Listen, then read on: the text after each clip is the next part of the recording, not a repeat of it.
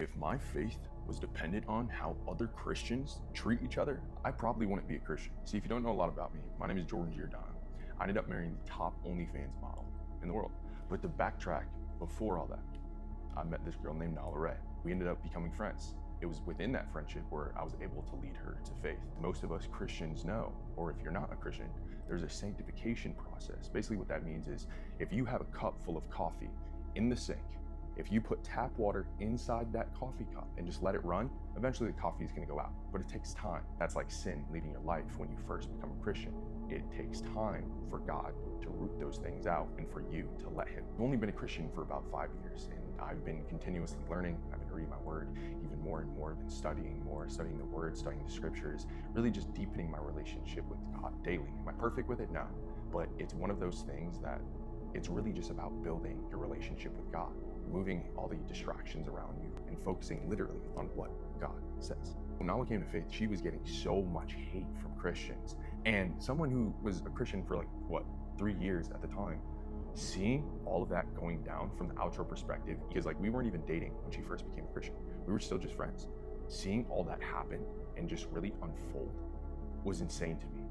Because people who talk about loving like Jesus, all these different things are doing the exact opposite. And I see it today. I see people constantly ripping and tearing her apart. But you're a Christian. You teach love, but you don't know how to love. Or you pick and choose who you love. They rather destroy someone than love like Jesus and act like Jesus day to day. It's super easy to point the speck out. We've all heard that verse. But I think a lot of Christians like to quote the Bible, yet not live like the Bible tells them to. People who know the inside of the Bible, inside and out, yet they pick and choose what they want to listen to. And the scary part is, they're leading people. They'll just take that person's faith and run with it and start to believe what they believe. See, I think that's the problem. I think people aren't diving into the word.